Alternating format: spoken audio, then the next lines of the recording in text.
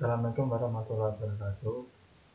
Perkenalkan, nama saya Priyani Yadisita dari Pendidikan dan Lingkungan, mahasiswa Vatikan SMK Negeri 7 Semarang. Di sini saya akan melanjutkan flashback kembali ke pelajaran ajaran klasifikasi jalan. Nah, kemarin kan kita sudah belajar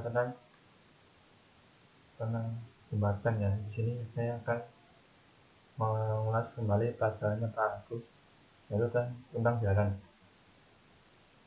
Belum masuk ke pembelajaran, hendaknya semoga yang di rumah baik-baik saja dan tetap menaati protokol kesehatan.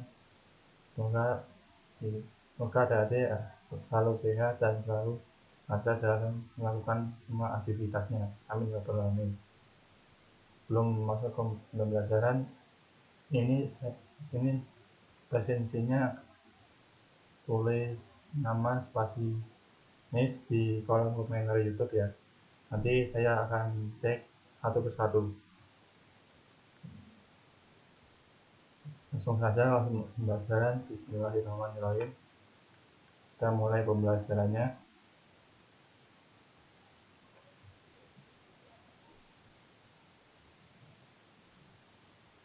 Nah, di sini kita akan belajar tentang klasifikasi jalan. Dari awal kita belum masuk ke klasifikasi jalan, kita harus mengenal pengertian dari jalan. Dan apa itu jalan? Raya adalah jalur tanah di atas permukaan bumi yang dibuat oleh manusia dengan bentuk ukuran dan magnitudo sehingga dapat digunakan untuk mengalirkan lalu lintas orang, hewan, dan kendaraan yang menyangkut barang-barang dari tempat satu ke tempat lainnya dengan cepat dan mudah. Ini menurut Sylvia Hoffman tahun 1994 berdasarkan peraturan pemerintah nomor 34 tahun 2006 tentang jalan. Menjadikan jalan itu adalah sarana transportasi darat yang meliputi segala arah bagian jalan termasuk bangunan lengkap dan perlengkapannya yang diperuntukkan bagi pergerakan lalu lintas yang berada di permukaan tanah, di atas permukaan tanah, bawah permukaan tanah, dan atau air, serta di atas permukaan air, kecuali jalan kereta api, jalan lori, dan jalan kabel. Nah, selanjutnya kita akan mengetahui tentang pengertian dari klasifikasi jalan itu sendiri. Klasifikasi jalan merupakan aspek penting yang pertama kali yang harus diidentifikasi sebelum melakukan perencanaan jalan. Karena kereta desain suatu jalan itu ditentukan dari standar dan standar desain yang ditentukan oleh klasifikasi jalan yang sana. Pada basicnya, klasifikasi jalan adalah standar desain baik untuk jalan kota maupun jalan luar kota yang didasarkan pada klasifikasi jalan menurut undang-undang dan peraturan pemerintah yang berlaku. Nah, di sini sebelum membuat jalan kita harus menentukan perancangan jalan itu sendiri dan harus sesuai dengan standar yang desain dan ditentukan oleh klasifikasi jalan yang sana. Alhamdulillah. Nah, kan klasifikasi jalan itu dibagi menjadi 4 bagian, yaitu menurut Bina Marga tahun 1997. Klasifikasi ini tergolong menjadi 4 klasifikasi, yaitu 1 klasifikasi menurut jalan berfungsi, klasifikasi menurut kelas jalan, klasifikasi menurut badan jalan, dan klasifikasi menurut wewenang pembinaan jalan. Selanjutnya, yang pertama itu klasifikasi menurut fungsi jalan. Nah, itu dibagi menjadi 3, yaitu jalan arteri. Jalan arteri untuk melayani angkutan utama dengan ciri-ciri jalan jauh, peran rata-rata tinggi, dan jalan masuk dibatasi secara sebagian. Yang kedua adalah jalan kolektor, jalan yang melayani angkutan pengumpulan kemudian dengan ciri-ciri jalan sedang, rata-rata lebar, dan jumlah masuk dibatasi. Yang ketiga, jalan lokal, jalan yang melayani angkutan tempat dengan ciri-ciri perjalanan jarak dekat, tatanan rendah, dan jumlah jalan masuk tidak dibatasi. Nah, itu ada tiga klasifikasi menurut fungsi jalan, yaitu jalan arteri, jalan kolektor, dan jalan lokal. Nah, selanjutnya Mungkin menurut klasifikasi jalan menurut kelas jalan. Klasifikasi jalan yang berkaitan dengan kemampuan jalan itu kemudian menentukan halnya jalan dimulai dengan muatan sumbu terberat atau MST dalam satuan tahun. Nah, klasifikasi kelas jalan dan ketentuannya serta kaitannya dengan menjadi fungsi dan melihat tabel ini berikut ini. Nah, itu ada bedakan fungsi, ada dua kelas, itu arteri dan kolektor, masing-masing fungsi itu memiliki 3 dan 2 kelas, yaitu kelas arteri kelas 1, kelas 2, dan kelas 2 3A.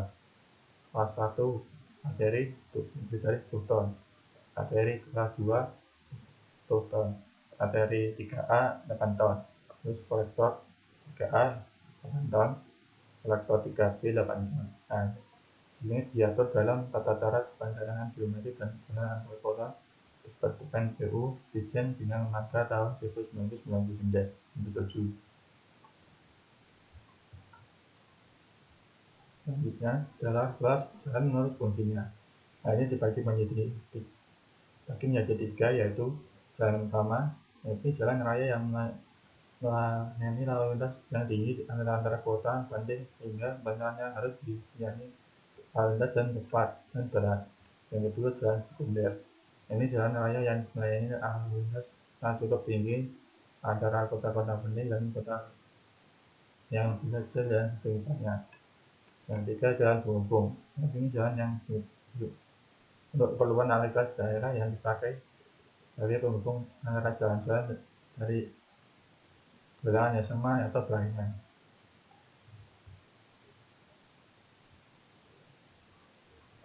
Bentar.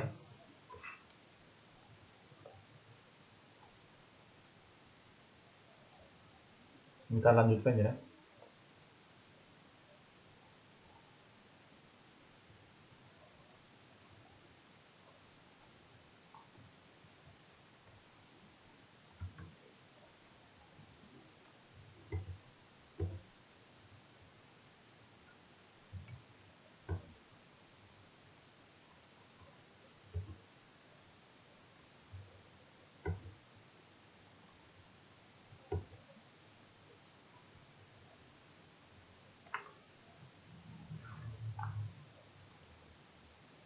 Selanjutnya ini langsung ke pelajaran menurut volume lalu lintas.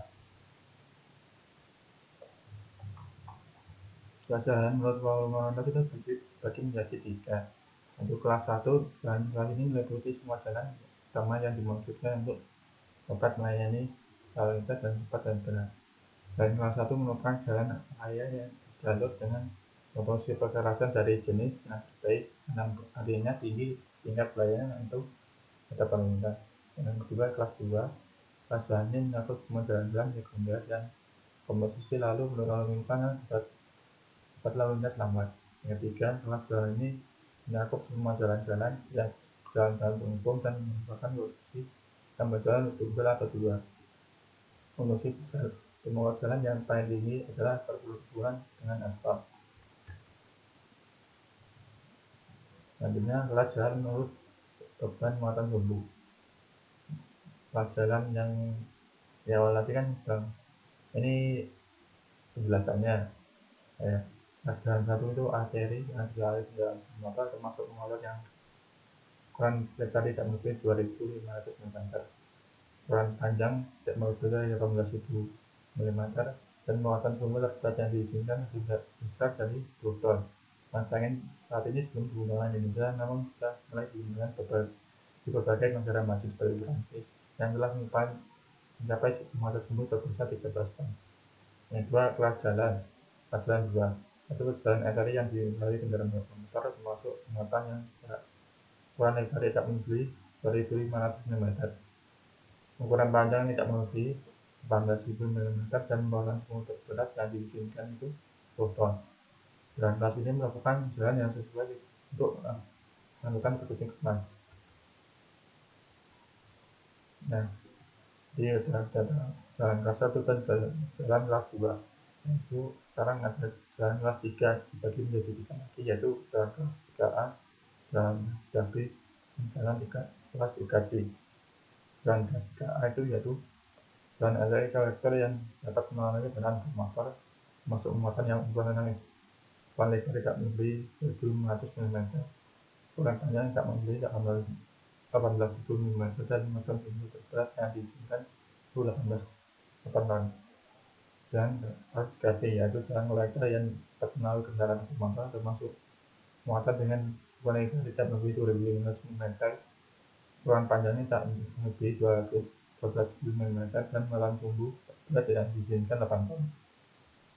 Yang ketiga, jalan klasifikasi, yaitu jalan lokal dan jalan lingkungan yang dapat luar negeri dilalui kendaraan bermotor termasuk dengan muatan ukuran lebar tidak melebihi 2.100 mm, ukuran panjang tidak melebihi 9.000 mm, dan muatan tumbuh terberat dan diizinkan 8 ton. Terus di sini ada klasifikasi jalan di Indonesia menurut Peraturan Perkendaraan Geometri Jalan Raya atau PPPGR tahun 1970. Dikelompokkan berdasarkan kapasitas lalu lintas jalan bagian rata-rata atau PHR yang dimiliki dengan satuan SMP. Klasifikasi jalan berdasarkan lalu lintas rata-rata dapat dilihat di tabel bawah ini. Itu ada 3 tabel. Klasifikasi fungsi utama, sekunder, dan penghubung. Untuk pertama ada kelas 1 dari 20.000 cm. Yang sekunder dibagi menjadi 3, 2A sampai 20.000 cm, 2B 7.500 sampai dengan 8.000 cm, yang terakhir 2C kurang dari 2.000 cm. Nah, jika ada kelas bingung yang 0. Dan ini menurut Peraturan Pelaksanaan Geometri Jalan Raya 1970.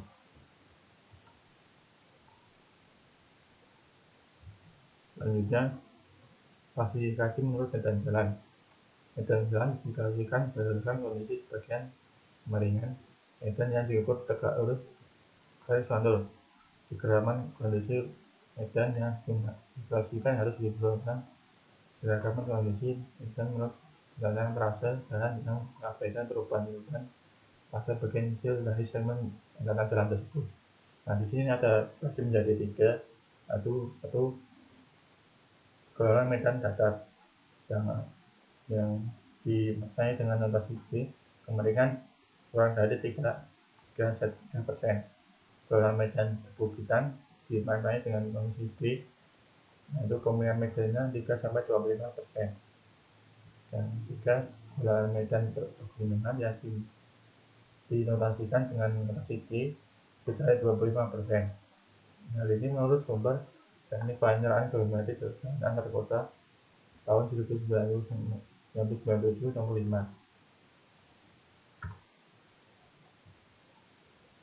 Selanjutnya adalah klasifikasi menurut pembinangannya. Di jalan menurut wewenang pembinaan sesuai PP nomor 34 tahun 2006 menyatakan bahwa wewenang pembinaan jalan dilakukan menjadi jalan nasional, jalan provinsi, jalan kabupaten, jalan kota, dan jalan desa atau nagari, dan jalan khusus. Nah, di sini saya akan menjelaskan tentang ciri-ciri dari masing-masing jalan menurut jalan pembinaannya. Yang pertama ada jalan nasional. Jalan nasional termasuk kelompok jalan minimal. Nasional itu jalan antar kilometer, jalan marga yang bukan ibu kota provinsi, jalan tol, jalan lain yang mempunyai nilai strategis pada kepentingan nasional. Yang kedua, jalan provinsi yang dikelompokkan jalan provinsi itu 1. Jalan marga primer yang menghubungkan ibu kota provinsi dengan kota kabupaten atau kota. Yang kedua, jalan marga primer yang menghubungkan antara kota kabupaten dengan antar kota. Yang ketiga, jalan lain yang mempunyai kepentingan strategis yang ada kepentingan provinsi. Yang keempat, jalan daerah. Jalan daerah itu ibu kota Jakarta yang tidak termasuk jalan regional. Dan selanjutnya jalan kabupaten yang ditemukan dalam jalan yang berbeda itu satu jalan kabupaten yang menghubungkan kelurahan kabupaten dengan ibu kota kecamatan, ibu kota kabupaten dengan pusat desa, atau ibu kota kecamatan untuk antara ibu kota kecamatan, ibu kota kecamatan dengan desa nagari, dan antar desa nagari. Yang kedua ada jalan sekunder dan atau antara benar kolektor sekunder dan kolektor sekunder, dan jalan-jalan yang lain tidak termasuk dalam jalan nasional dan jalan berkompetisi. Nah, selanjutnya ada jalan kota yang termasuk kelompok jalan kota itu jaringan jalan sekunder di jalan kota, menentukan satu ruas jalan antara sekunder atau ruas jalan kota. Sekunder jalan kota dilakukan dengan keputusan gubernur atas perintah yang bersangkutan. Penetapan status ruas jalan ruas sekunder sebagai jalan yang dilakukan dengan keputusan wali kota yang bersangkutan. Yang kelima adalah jalan desa nagari.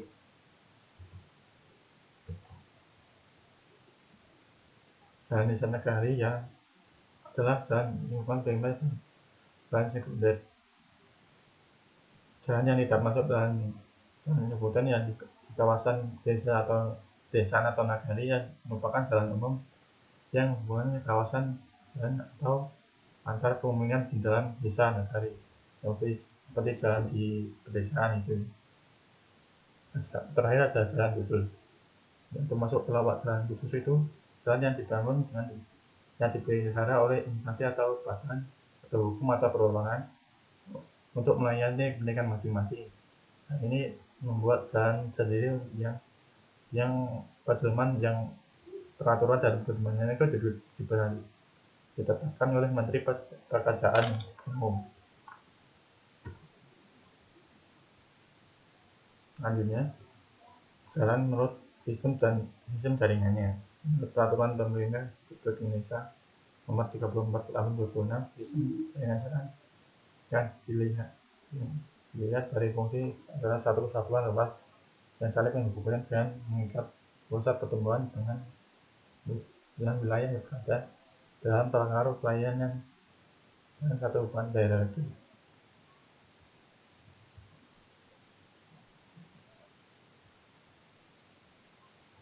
Selanjutnya, klasifikasi menurut jaringannya itu dibedakan menjadi dua.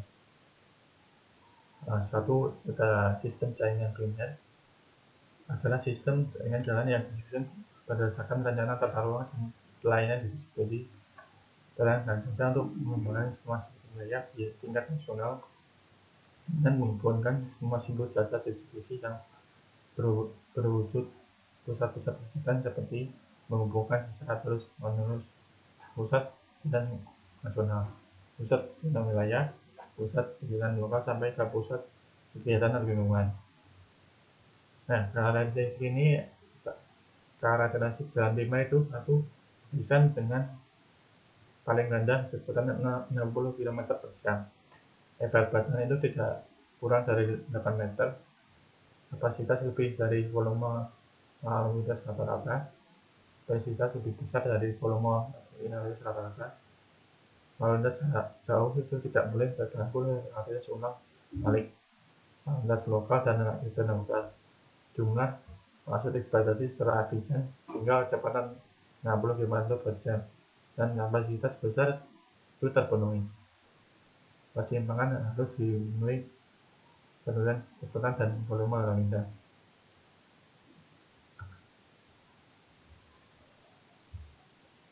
Selanjutnya ada sistem jaringan sekunder. Adalah sistem jaringan jalan yang disusun berdasarkan tata ruang wilayah kabupaten atau kota dan pelayanan distribusi barang dan jasa untuk masyarakat di kawasan perkotaan yang menghubungkan secara terus-menerus kawasan yang mempunyai fungsi primer dan fungsi sekunder, satu fungsi kedua sekunder dan fungsi ketiga dan seterusnya sampai KPSIL. Nah, ini dibagi menjadi sistem jaringan sekunder itu antara lain sistem ada sekunder, sistem jalan jalan konektor sekunder, jalan lokal sekunder, dan jalan ikonet sekunder. Semua itu mempunyai peraturan tersendiri dari kita, dan kita harus pahami dan kita harus menguasai klasifikasi jalan menurut wewenang, menurut medan jalan, kelas jalan, dan fungsi wewenangnya. Nah, di sini sudah sampai akhir dari materinya. Terima kasih. Belum untuk pembelajaran kali ini, saya ada soal latihan yang saya buat di Google Form. Nanti linknya saya kirim setelah menonton video ini di YouTube. Nanti saya akan kirimkan linknya di WA grup kalian atau di link komentar yang ada. Nah, jangan lupa untuk presensi ya, dengan menulis nama stasiun ini. Sekian terima kasih dari saya. Jika ada salah kata atau salah perbuatan yang tidak mengenakan atau tidak berkenan di hati kalian, saya mohon maaf. Terima kasih atas perhatiannya. Assalamualaikum warahmatullahi wabarakatuh. Terima kasih.